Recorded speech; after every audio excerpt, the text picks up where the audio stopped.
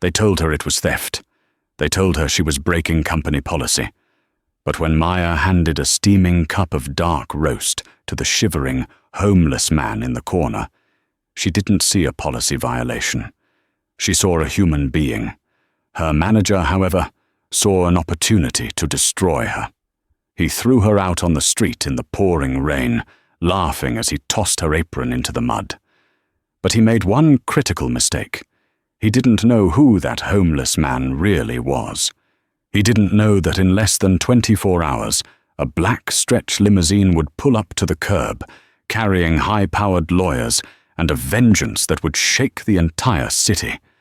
The rain in Seattle doesn't just fall, it erases. It blurs the lines between the grey sky and the grey pavement. And if you aren't careful, it erases people too. Inside the Velvet Grind, the city's most pretentious coffee house, located on the corner of 4th and Pike, the air smelled of roasted Arabica beans and old money. This wasn't a place where you grabbed a quick cup of joe. It was a place where venture capitalists closed deals over $12 lattes, and where the ambient jazz was specifically curated to keep the riffraff out. Maya adjusted the collar of her black uniform. She was 24, with tired eyes that she tried to hide behind a practiced customer service smile. Her feet throbbed. She had been on a double shift since 5 a.m., covering for a co-worker who had called in sick. She needed the overtime. Her mother's dialysis treatments were getting more expensive, and the rent on their cramped apartment in the Rainier Valley had just gone up by 10%. 1 oat milk flat white, extra hot, no foam. A woman in a beige trench coat barked, tapping a manicured fingernail on the marble counter. She didn't look up from her phone. "Coming right up, ma'am," Maya said, her voice steady. She moved with the mechanical efficiency of someone who couldn't afford to lose her job. But as she steamed the milk, her gaze drifted to the floor-to-ceiling glass window. He was there again. The old man. He had been standing under the awning for the last hour, sheltering from the relentless downpour. He wore a coat that had likely been grey once, but was now a stained, muddy brown. It was 2 sizes too big, hanging off his frail frame like a tarp over a scarecrow. His beard was matted, and his hands, shaking violently from the cold, clutched a walking stick that looked like it had been scavenged from a park. Customers coming in and out of the Velvet Grind gave him a wide berth, wrinkling their noses. To them, he was part of the scenery, an unpleasant blemish on the aesthetic of the neighborhood. But Maya saw him. She saw the way his shoulders hunched against the wind. She saw the distinct purple hue of his lips. "Maya, focus!" The sharp voice snapped her back to reality. Brock, the manager, was standing behind her. Brock was a man who wore suits that were too tight and cologne that was too strong. He managed the café like it was a military outpost. He obsessed over inventory counts down to the single bean and seemed to derive a twisted pleasure from making his staff cry in the break room. "Sorry, Brock. Just checking the tables," Maya lied.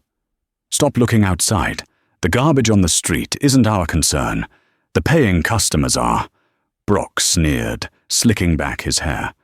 "If I catch you daydreaming again, I'm docking your tips."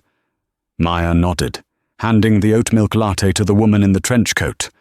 But her heart wasn't in it. The temperature outside was dropping. It was late November, and the damp cold of the Pacific Northwest chilled you to the bone. 10 minutes later, the rush died down. The cafe was momentarily quiet, save for the hum of the espresso machine. Brock had retreated to his office in the back to audit the receipts, which usually meant scrolling through social media. Maya looked at the window again. The old man had slumped down against the brick wall. He wasn't moving much. He's going to freeze, Maya thought. He's actually going to freeze to death right in front of us. She looked at the pot of drip coffee. It was the house blend, scheduled to be dumped down the drain in 10 minutes, because company policy dictated that coffee could only sit for 30 minutes before being brewed fresh. It was literally waste. Maya made a decision. It was a stupid decision, financially speaking. It was a dangerous decision, professionally speaking, but ethically, it was the only decision. She grabbed a large to-go cup. She didn't use the cheap paper ones. She used the double-walled, insulated cup meant for the premium orders. She filled it to the brim with hot coffee. Then, she reached into the pastry case and grabbed a blueberry scone, one that was slightly misshapen and would likely be thrown out at the end of the night anyway. She hid the items under a napkin and moved toward the side door. "Cover me," she whispered to Liam, the barista at the other end of the counter. Liam, a college student who feared Brock more than death, looked terrified. "Maya, don't! Brock is in a mood today," Liam hissed. "It's freezing, Liam. Just 2 minutes." Maya slipped out the side door. The cold wind hit her like a physical slap. She hurried around the corner to the front awning. "Sir," she said softly. The old man jumped, his eyes flying open. They were a startlingly bright blue, contrasting with the grime on his face. He flinched, raising an arm as if he expected to be hit. "I'm not going to hurt you," Maya said, kneeling down, ignoring the wet pavement soaking into her uniform trousers. "Here, it's hot." She pressed the cup into his shaking hands. The warmth seemed to shock him. He stared at the cup, then at her, as if he couldn't process the transaction. "And this," she said, placing the scone on his lap. "Eat it slowly, okay?" I have no money," the man croaked. His voice was raspy, like dry leaves scraping together. "I can't pay." "It's on the house," Maya smiled. It was the first real smile she had shown all day. "My name is Maya. What's yours?" The man took a shaky sip of the coffee, closing his eyes as the heat traveled down his throat. A tear cut a clean track through the dirt on his cheek. "Arthur," he whispered. "I'm Arthur." "Nice to meet you, Arthur. Stay warm, okay?" Maya stood up, feeling a warm glow in her chest that had nothing to do with the coffee. She turned to go back inside, and there, standing in the doorway, arms crossed, face purple with rage, was Brock. The silence that followed was heavier than the storm clouds above. Brock didn't speak immediately. He just stared at Maya, then at Arthur, then back at Maya. He slowly uncrossed his arms and held the door open, gesturing for her to get inside. Maya felt her stomach drop through the floor. She walked past him, entering the warmth of the café. Brock slammed the door shut behind her, the sound echoing through the shop. Every customer turned to look. "You think this is a charity?" Brock's voice started low, vibrating with suppressed anger. "Brock, it was going to be thrown out," Maya pleaded, keeping her voice down to avoid a scene. "The timer was up on the drip pot, and the scone was misshapen. It's zero cost to the store." "It is theft," Brock shouted. He didn't care about keeping it down. He wanted an audience. He wanted to perform. "That inventory belongs to the Velvet Grind franchise. You took it without payment. That is stealing, plain and simple." "It's a cup of coffee," Maya argued, her desperation rising. "He's freezing out there. Have you looked at him? He's an old man, Brock. I don't care if he's the Pope." Brock stepped into her personal space, looming over her. "We curate an atmosphere here, Maya. An atmosphere of exclusivity, high value. When you feed the stray animals, they don't leave. They congregate. You are degrading the brand value of this establishment by inviting trash to sit on our doorstep." The cruelty of his words hung in the air. A few customers looked uncomfortable, shifting in their seats, but no one said anything. They just watched, clutching their expensive drinks. "I paid for it then," Maya said, her hands shaking. She reached into her apron pocket. "Here, I have $5. Take it out of my tips. Just leave him alone." She held out a crumbled $5 bill. Brock looked at the money, then slapped her hand away. The bill fluttered to the floor. "It's not about the money, you idiot," Brock spat. "It's about obedience. It's about following the rules. I gave you a direct order this morning to ignore him, and you disobeyed me." He reached out and grabbed the shoulder of her uniform. "Take off the apron." Maya froze. "What? You're fired. Immediately. For theft, insubordination, and creating a public disturbance." "Brock, please," Maya choked out, tears welling up. "You can't. My mum. I need this job. I promise I won't do it again. Just write me up. Don't fire me." The mention of her struggle seemed to fuel Brock's ego. He smiled, a thin reptilian curling of his lips. I said, "Take it off." Maya stood there, paralyzed. Brock didn't wait. He reached behind her neck and yanked the strap. The apron tore loose. He ripped it off her, spinning her around slightly with the force of it. "Get out," he pointed to the door. "And don't expect a reference. If anyone calls me about you, I'll tell them you were caught stealing from the register." "That's a lie," Maya screamed, the injustice finally breaking her composure. "I gave an old man a cup of coffee. Get out." Brock marched to the door and opened it. "And take your friend with you." He stepped outside, walked up to Arthur, who was still sitting, terrified, clutching the cup, and kicked the walking stick away. "Move it, bum! Police are on their way!"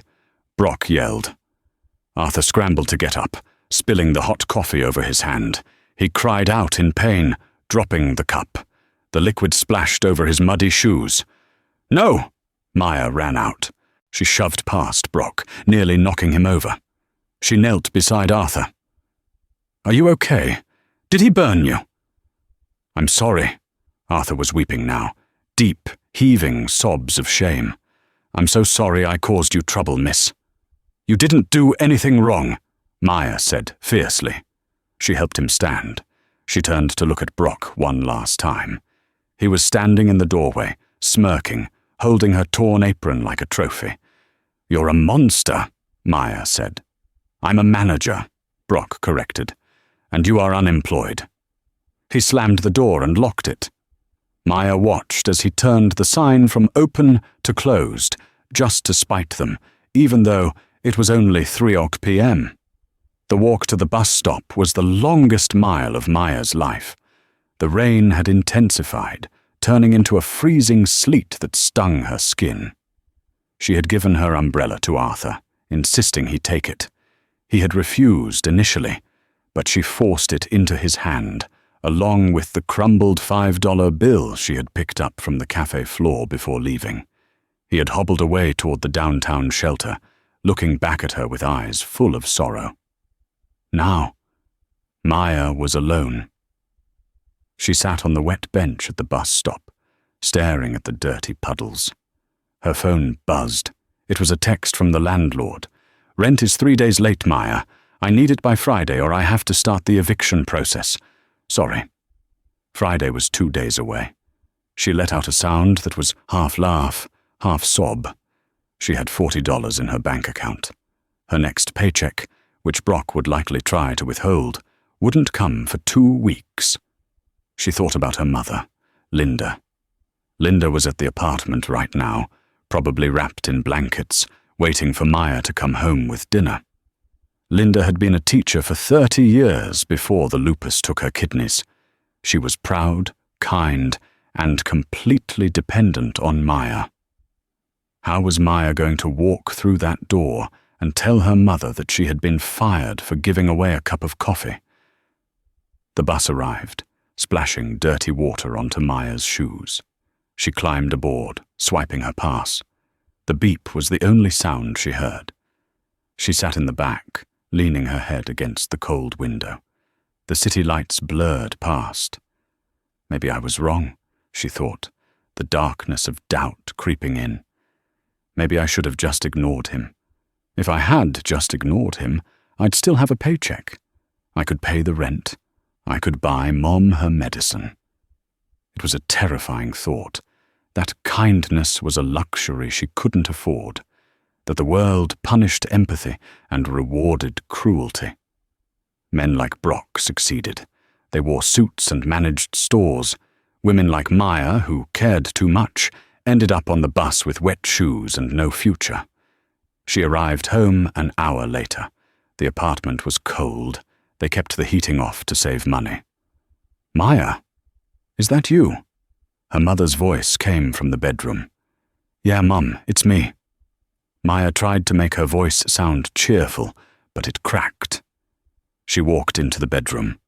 Linda was sitting up in bed, reading a book.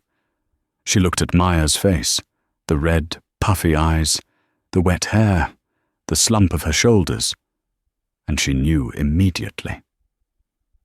"What happened?" Linda asked softly. Maya collapsed onto the edge of the bed and buried her face in her mother's shoulder. She told her everything. The rain, the old man, the coffee, Brock's screaming, the firing. She expected her mother to be worried about the rent. She expected panic. Instead, Linda stroked her hair. "You did the right thing, Maya." "But we can't pay the rent," Maya sobbed. "I ruined everything." "You retained your humanity," Linda said firmly. "Jobs come and go. Money comes and goes. But character, that stays. I am proud of you. We will figure this out." They sat there for a long time. Eventually, Maya got up to make them some cheap ramen for dinner. She felt a strange sense of calm settling over her. She was terrified, yes, but she wasn't ashamed. Around 9 p.m., Maya's phone rang. It was an unknown number. She almost didn't answer, thinking it was a bill collector. "Hello? Is this Maya?" A woman's voice, crisp, professional, but not unkind. "Yes, who is this?" "My name is Elena Rostova. I am the executive assistant to Mr. Arthur Sterling. He would like to request your presence tomorrow morning at 9:20 a.m. Maya frowned. "I don't know an Arthur Sterling. You have the wrong number." "I believe you met him today," the woman said. "At the Velvet Grind. He was the gentleman you gave the coffee to." Maya nearly dropped the phone. "Arthur? The homeless man. Mr. Sterling is eccentric. He prefers to observe his investments from the ground level from time to time. He was very moved by your actions today, Maya, and very disturbed by the actions of your manager." "Investments?" Maya repeated, her brain struggling to catch up. "Yes, Mr. Sterling owns the building that the Velvet Grind leases.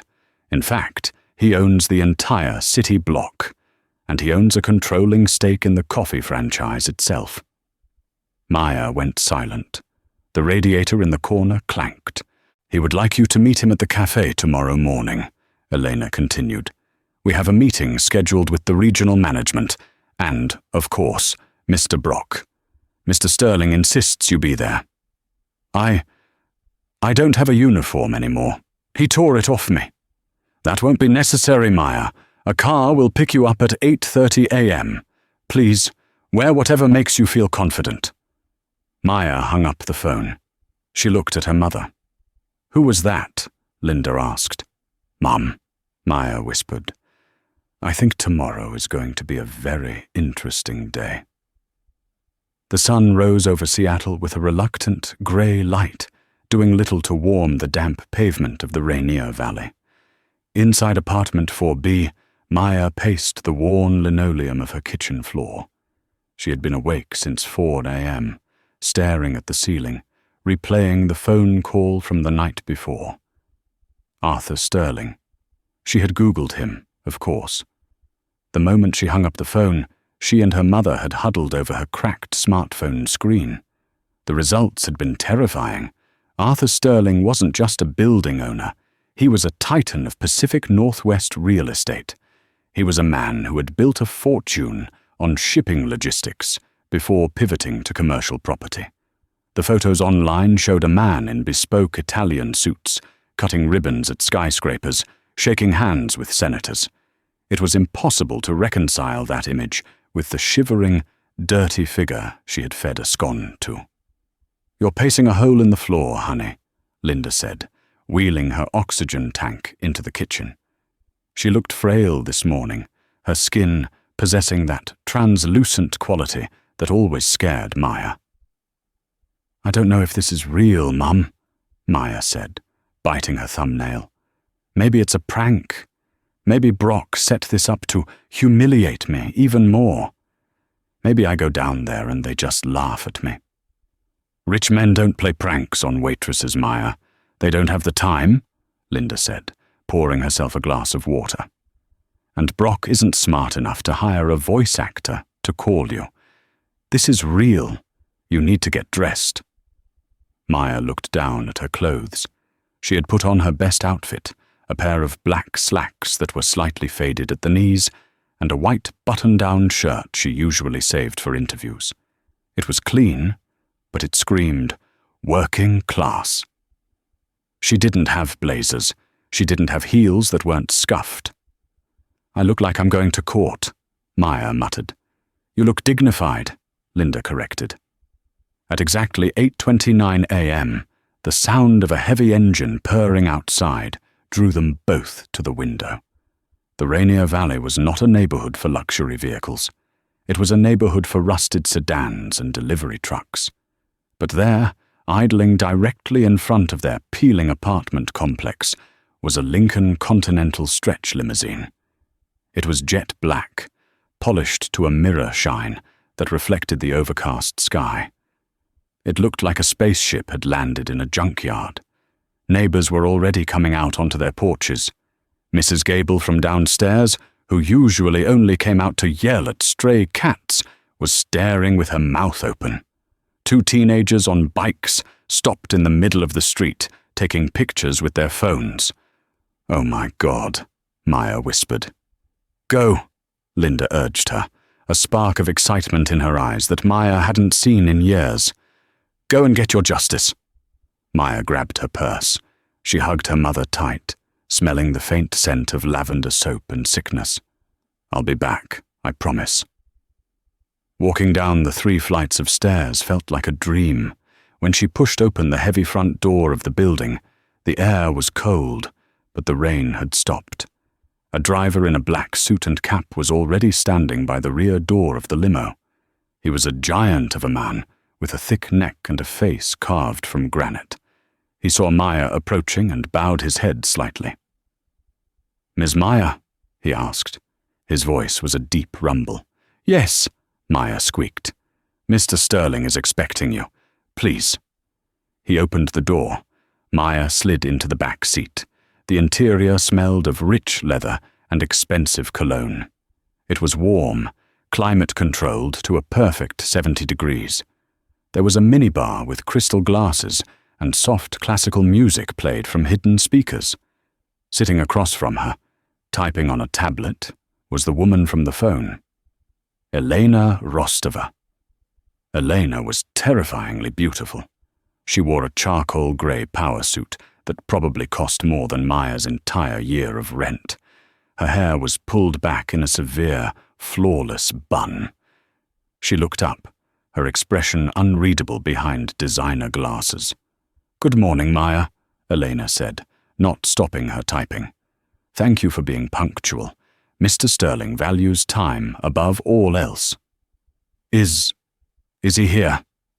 Maya looked around the massive cabin. "Mr. Sterling is already at the location. He prefers to prepare the battlefield before the engagement begins," Elena said. She finally set the tablet down and looked at Maya. Her gaze was clinical, assessing. "You look nervous." "I'm terrified," Maya admitted. "I don't understand what's happening." "It is quite simple," Elena said, reaching into a leather briefcase next to her. She pulled out a thick file folder. "Yesterday, you performed an act of unauthorized kindness. In the corporate world, that is usually a liability. However, in Mr. Sterling's world, it is a rare currency." The car began to move, gliding over the potholes of the neighborhood as if they didn't exist. Maya watched her street disappear through the tinted windows. "We are going to the Velvet Grind," Elena explained, "but we are not going there for coffee.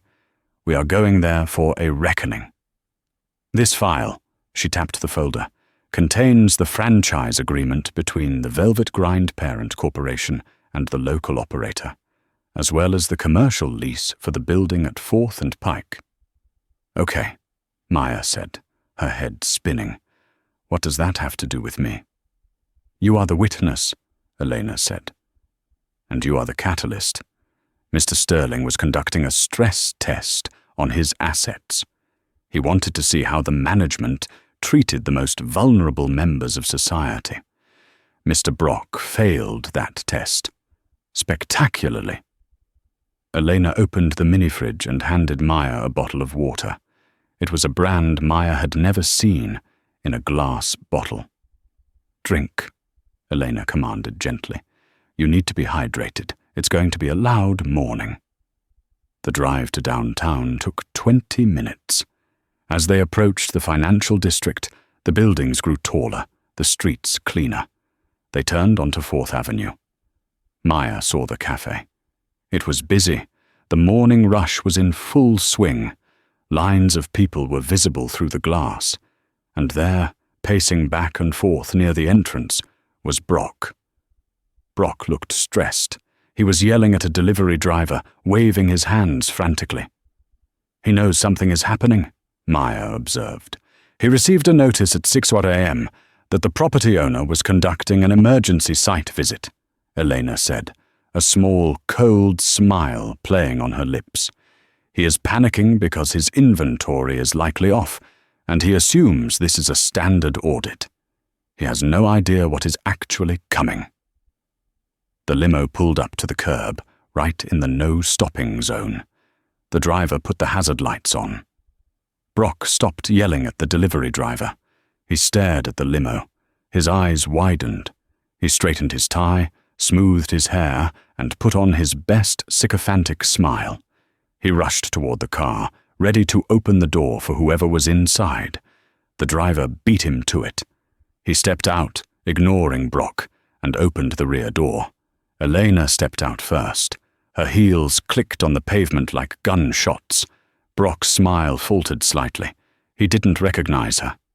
"Good morning," Brock beamed, extending a hand. "Welcome to the Velvet Grind. I'm Brock, the general manager. We are honored to—" Elena ignored his hand.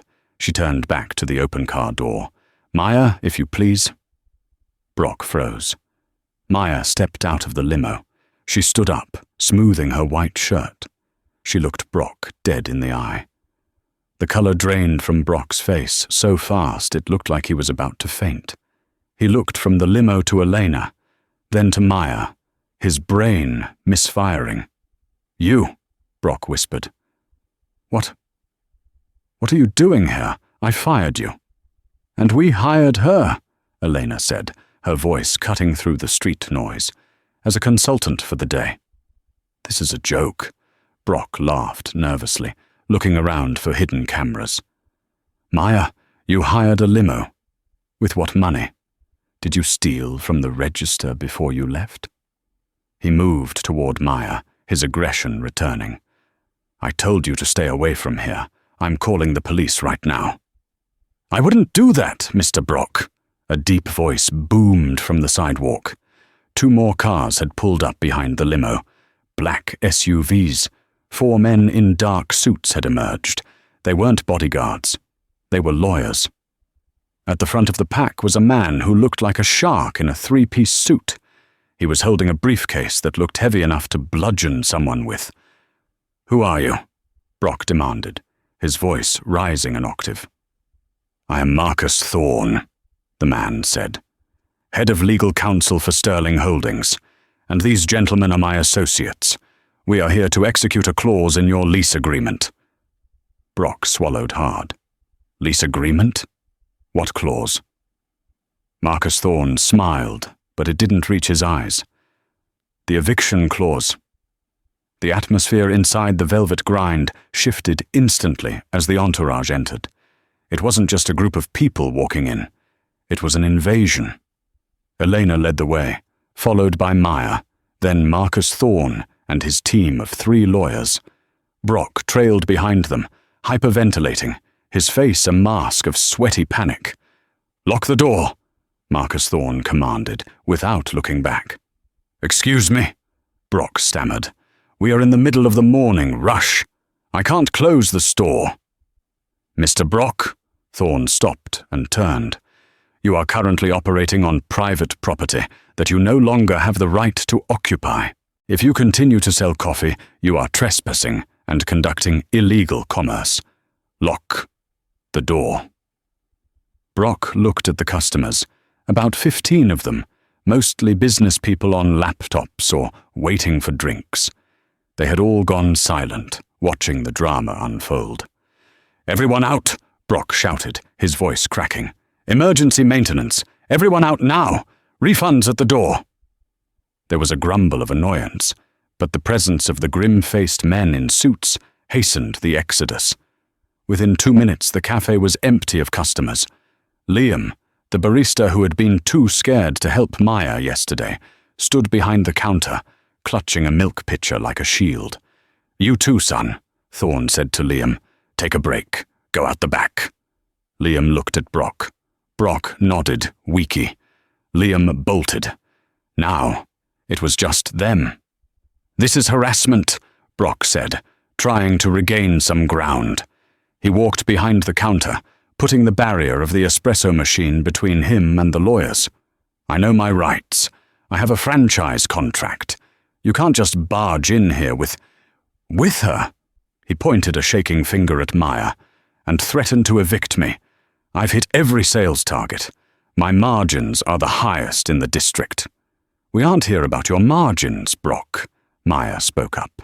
Her voice shook slightly, but she held her ground. "We're here about Arthur." "Arthur?" Brock scoffed. "The bum? Is that what this is about? You found some bleeding heart lawyer to sue me for discrimination because I kicked a vagrant off my property?" He laughed, a harsh, barking sound. "Good luck. It's private property. I have the right to refuse service to anyone, especially sanitation hazards." "Actually," Marcus Thorne interrupted, opening his briefcase on one of the high-top tables. He laid out a series of documents. "That is where you are legally mistaken." Thorne adjusted his cufflinks. "You see, the franchise agreement you signed 3 years ago includes a very specific addendum regarding the brand ethos. It states that the franchise operator must uphold the community values and dignity of the parent company." "I upheld the dignity," Brock yelled. "I kept the trash out. And," Thorne continued, ignoring him, "the lease for this building, well, it's quite unique. It's a revocable license, dependent on the owner's personal satisfaction with the tenant's conduct. So, the owner is some holding company in Delaware." Brock sneered. "They don't care about homeless people. They care about rent checks, which I pay on time." "The holding company," Elena said, stepping forward, "is a shell. It is wholly owned by one man." The front door, which Brock had locked, rattled. Someone was unlocking it from the outside with a key. Brock froze. "Who has a key? Only I have a key. And the regional manager." The door swung open. The bell chimed, a cheerful ding-ding that sounded absurdly happy given the tension in the room. Arthur walked in. But it wasn't the Arthur from yesterday. Gone was the oversized stained coat. Gone was the matted beard. Gone was the smell of wet dog and old trash. The man standing in the doorway was wearing a navy blue bespoke suit that fit his slender frame perfectly. His white hair was trimmed and styled back. He was clean-shaven, revealing a sharp, aristocratic jawline. He leaned on a cane, but this wasn't a scavenged stick. It was polished mahogany with a silver handle shaped like a lion's head. Only the eyes remained the same, those piercing, startlingly blue eyes. He walked into the cafe with an air of absolute authority. The lawyers immediately stepped back, bowing their heads in deference. Brock stared. He squinted. He tilted his head. Recognition hit him like a physical blow. His mouth fell open. "No," Brock whispered. "No way." "Good morning, Brock," Arthur said. His voice was no longer raspy. It was rich, baritone, and cold as ice. "I believe you have my table." He pointed to the corner table by the window, the spot where he had sat yesterday when Brock kicked him out. You're the bum," Brock stammered. "You were begging for food." "I was conducting an audit," Arthur corrected. He walked slowly toward the counter, the tap-tap-tap of his cane echoing in the silent shop. "I own this building, Brock. I own the block. And I own the Velvet Grind brand. I founded it 20 years ago." Brock gripped the counter. "Mr. Sterling? You're Arthur Sterling?" "I am. And yesterday I came into my own establishment, disguised, to see how my frontline staff treated the least fortunate among us. I wanted to know if the heart of my company was still beating." Arthur stopped directly in front of Brock. He didn't raise his voice. He didn't need to. "I found that the heart was gone," Arthur said softly, "and in its place, I found a tumor." "Sir, please." Brock began to sweat profusely. "You have to understand. We get so many junkies and drifters. I was protecting the store. I was protecting your investment. I didn't know it was you. That is exactly the point." Arthur slammed his cane on the floor, the sound cracking like a whip. Brock flinched. "If you had treated me with kindness because you knew I was a billionaire, it would have meant nothing," Arthur roared. "Character is how you treat those who can do nothing for you. You failed, Brock. You treated a human being like garbage because you thought he was powerless. You showed cruelty because you thought there were no consequences." Arthur turned to Maya. His expression softened instantly.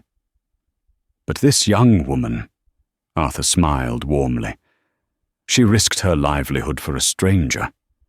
She broke your petty rules to offer warmth to an old man she thought would freeze to death. She has the heart that this company was built on." Arthur turned back to Brock. "Marcus, read him the terms." Marcus Thorne picked up a document. "Mr. Brock, pursuant to Section 14, Paragraph B of your operator contract, we are invoking the gross misconduct clause. Your franchise license is hereby terminated, effective immediately. Furthermore, Sterling Holdings is suing you for breach of contract and damages to the brand reputation." "You can't do this!" Brock screamed. "I've put 3 years of my life into this place." "And you have 1 hour to get your things out of it," Arthur said dismissively.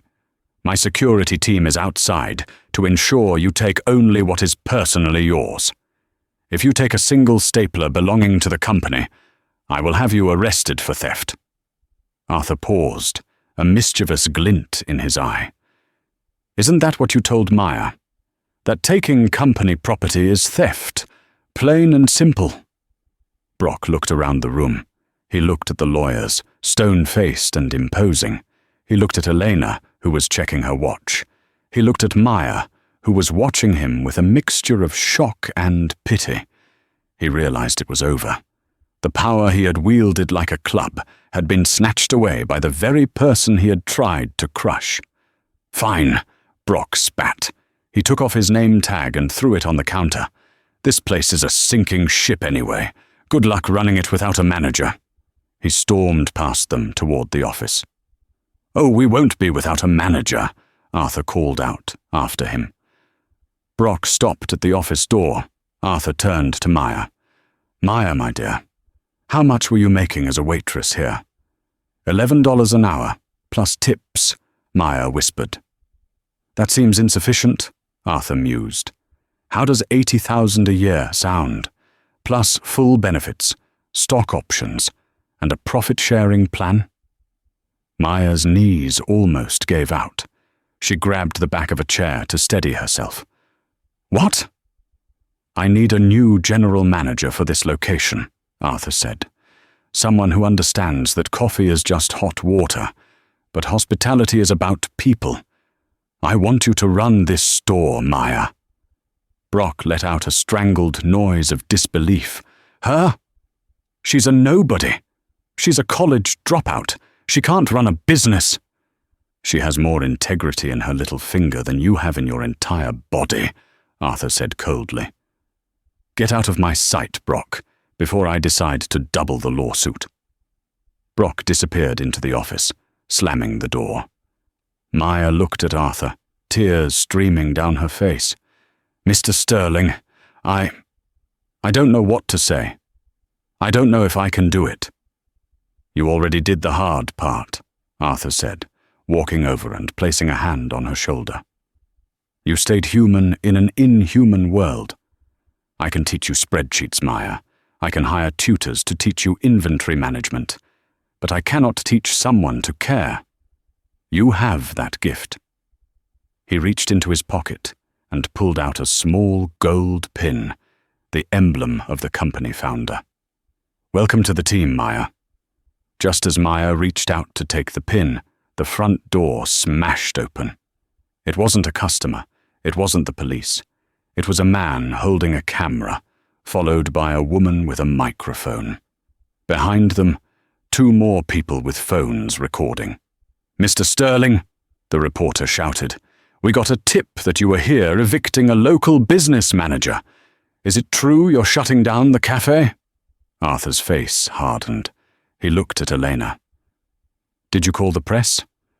"No, sir," Elena said, looking at her phone. "But it seems Brock did. He just tweeted that he is being bullied by a billionaire and tagged every news outlet in Seattle." Brock emerged from the office, holding a box of his things, a triumphant, malicious grin on his face. He had played his final card. He was going to turn this into a PR nightmare. He was going to paint Arthur as the villain and himself as the victim. "There he is!" Brock shouted to the reporters. "The tyrant, throwing a working man out on the street." The cafe, once a sanctuary of quiet jazz and coffee grinders, had transformed into a chaotic arena of flashing lights and shouting voices. The local news crew from Channel 4, hungry for a David versus Goliath scoop, shoved microphones into Arthur Sterling's face. "Mr. Sterling," the reporter, a sharp-faced woman named Diane, shouted over the din, "is it true you are firing a loyal employee without notice? Is this how Sterling Holdings treats the working class?" Brock stood behind the reporters, his chest puffed out, playing the role of the martyr to perfection. He wiped a fake tear from his eye. "I was just doing my job," he told a cameraman, his voice trembling with practiced emotion. "I tried to keep this store safe. I tried to maintain standards. And now, because I didn't recognize a billionaire in a costume, I'm losing my livelihood. It's a power trip. Pure and simple." Arthur stood stoic, his hands resting on his cane. He didn't speak. He didn't defend himself. To the cameras, his silence looked like arrogance. Maya felt a cold panic rising in her throat. She saw the narrative shifting in real time. Brock was winning. He was manipulating the truth, twisting his cruelty into victimhood. If this went out on the evening news, Arthur would be the villain, and Brock would be the sympathetic hero who stood up to the elite. "Mr. Sterling?" Diane pressed, sensing blood. "No comment? Do you deny that you are evicting this man for a personal vendetta?" "I deny nothing," Arthur said calmly, his voice cutting through the noise. "But I believe actions speak louder than sound bites." "What actions?" Brock interjected loudly. "The action of you throwing your weight around?" Maya stepped forward. She didn't know where the courage came from. Maybe it was the memory of the rain soaking into her shoes yesterday. Maybe it was the image of Brock kicking the walking stick away. Or maybe it was just the realization that for once in her life, she had the power to stop a bully. "He's lying," Maya said. Her voice was quiet, barely audible. The room didn't stop. The cameras were still focused on Arthur. "He is lying!" Maya screamed, her voice cracking with the force of it. The room went silent. The camera lenses swiveled toward her. "And who are you?" Diane asked, lowering her microphone slightly. "I'm the waitress he fired," Maya said, her hands shaking at her sides. "I'm the one who gave Mr. Sterling the coffee." Brock laughed, a nervous, high-pitched sound. "Don't listen to her. She's a disgruntled ex-employee. She's probably getting paid off by him right now." "I'm not getting paid," Maya said, stepping into the circle of light. "I was fired yesterday because I gave a cup of expired coffee to a man I thought was freezing to death. Brock didn't fire me for bad performance. He fired me because I showed compassion. And he didn't just fire me. He humiliated me. He ripped my apron off." "That's a lie," Brock shouted, his face turning red. "She was stealing from the register. I have witnesses." "Then show them," Maya challenged him. "Show us the witnesses, Brock." Brock stammered. They aren't here right now." "But we have a witness that is always here," Elena Rostova spoke up from the back of the room. She was holding a tablet, wirelessly connected to the store's network.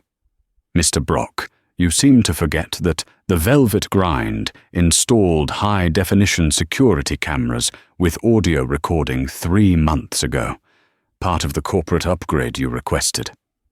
Brock's face went from red to a ghostly white. He looked up at the digital menu boards above the counter, the large LCD screens that usually displayed the prices of lattes and muffins. "Elena," Arthur said softly. "Play it." The menu screens flickered. The prices vanished. In their place, a grainy but clear video feed appeared. It was yesterday. The timestamp in the corner read 3:14 p.m. The room watched in total silence as the scene unfolded on the giant screens. They saw Maya sneak out the side door. They saw her hand the coffee to the shivering old man. Then they saw the door fly open. They heard the audio, crisp and damning. "It is theft, plain and simple," Brock's voice boomed from the speakers. They watched Brock tower over Maya. They watched him grab her uniform. They watched the violent yank as he tore the apron from her neck. Gasps rippled through the small crowd. The reporters looked uncomfortable. Then came the finale. The video showed Brock stepping outside.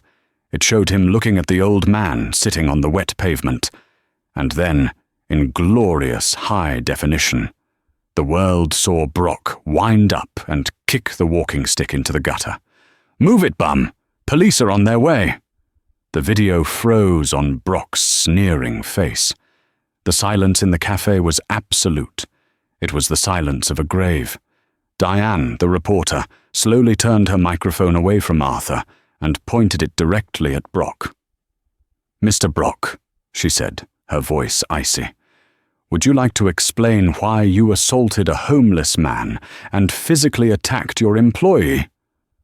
Brock opened his mouth, but no words came out. He looked at the screens, then at the reporters, then at the exit. The mask had slipped. The victim act was dead. He looked small, petty, and cruel. The footage is doctored," he whispered weakly. "It's a deep fake." "It is a raw file from your own server," Marcus Thorne, the lawyer, stepped forward. "And I should mention, Mr. Brock, that assault is a criminal offense, as is filing a false police report, which you threatened to do. We will be handing this footage over to the Seattle Police Department immediately." Brock backed away, bumping into a table. "You can't do this." "It's already done," Arthur said. He walked over to Maya and stood beside her, presenting a united front to the cameras. "This man represents everything my company stands against, and this woman," he gestured to Maya, "represents everything we aspire to be." Arthur looked into the camera lens. "To the citizens of Seattle, I apologize that such cruelty occurred under my roof. But I promise you, under the new management of Ms. Maya, the Velvet Grind will return to its roots." Everyone is welcome here, even those with only a story to pay with. The reporters began shouting questions again, but this time they were directed at Maya. Maya, how does it feel to be vindicated? Maya, what will you do as manager? Brock saw his opening. While the attention was on Maya, he turned and bolted for the door. Hey! One of the cameramen shouted. Brock shoved past him, dropping his box of personal items. He burst out onto the street, running into the crowd, desperate to escape the lenses, the judgment, and the consequences of his own ego. But he couldn't outrun what was coming. His face was now on the news. His reputation was shattered, and the lawyers were just getting started. The next few hours were a blur of paperwork, handshakes, and tears. After the press left, and the lawyers had secured the building, the café fell quiet again. But the atmosphere was different. The heaviness was gone. The air felt lighter, cleaner. Maya sat at the manager's desk in the back office, a room she had only ever entered to be reprimanded. Now, it was hers. Elena was walking her through the employment contract. The salary is confirmed, Elena said, pointing to the figure that made Maya's heart race. $85,000 a year, plus a signing bonus of $10,000, effective immediately. 10,000? Maya stammered. Elena, I can't accept that. It's too much. Arthur, who was sitting on a leather sofa in the corner, sipping a fresh cup of tea, chuckled. Consider it back pay for the emotional distress, and for the apron. That was company property he destroyed, after all. Maya signed the paper. Her hand shook, but her signature was bold. There is one more thing, Arthur said. He reached into his suit pocket and pulled out a check. This is personal, from me to you. It has nothing to do with the company. He slid the check across the desk. Maya looked at it. It was made out to Harborview Medical Center. The amount was $50,000. I had my team look into your mother's situation, Arthur said gently. I hope you don't mind the intrusion. Lupus is a terrible thief of joy. This should cover her treatments for the next 2 years, along with home care, so you don't have to worry about her while you're working. Maya stared at the check. The numbers blurred as her eyes filled with tears. She put her head down on the desk and wept. She cried for the fear she had carried for so years. She cried for the nights she went hungry so her mum could eat. She cried for the relief that washed over her like a tidal wave. Arthur stood up and walked over, placing a hand on her head. You saved me, Maya. You reminded me that I am a man, not just a bank account. This is the least I can do. 2 weeks later, the reopening of the Velvet Grind was the event of the season. The story of the Waitress and the Billionaire had gone viral. People lined up around the block, not just for the coffee, but to support the business. Maya stood behind the counter, wearing a new apron, one with her name embroidered in gold thread. She looked tired, but it was a good tired, the exhaustion of purpose, not desperation. Order for table 4, Liam shouted happily. He had been promoted to shift lead, and he walked with a new confidence. The door opened, and a familiar figure walked in. It was Mrs. Gable, Maya's neighbor from the apartment complex. She looked nervous, clutching her purse. Maya? She asked. Mrs. Gable, hi, Maya beamed. What can I get you? Oh, honey, I can't afford these prices, Mrs. Gable whispered, looking at the menu. I just wanted to see you. You look so professional. Nonsense, Maya said. She turned to the register and punched a specific button. It was a new button Arthur had insisted they install. It was labeled the Arthur Special. 1 cappuccino and a blueberry scone, Maya called out. On the house. Maya, you'll get in trouble, Mrs. Gable gasped. No, I won't, Maya smiled, pointing to a plaque on the wall.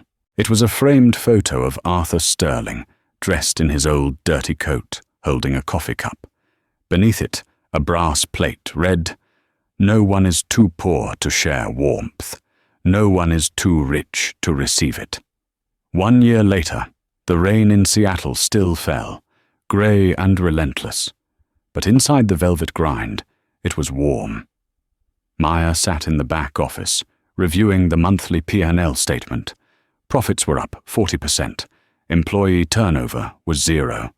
They had just opened a second location in Portland, and Arthur had asked Maya to oversee the expansion. Her phone buzzed. It was a text from her mum. "Mum, just finished the checkup. Kidneys are stable.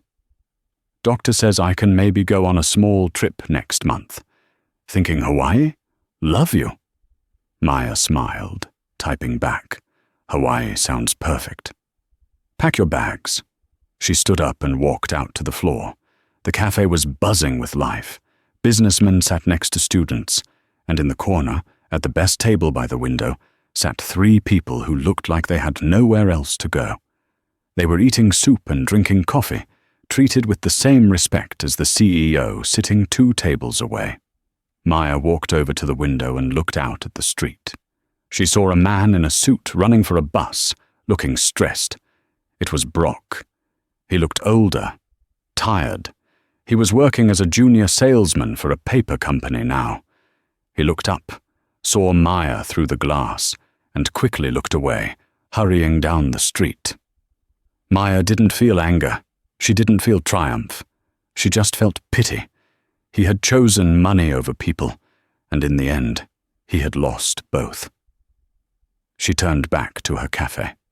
"Welcome to the Velvet Grind," she called out to a new customer walking in. "How can we warm you up today?"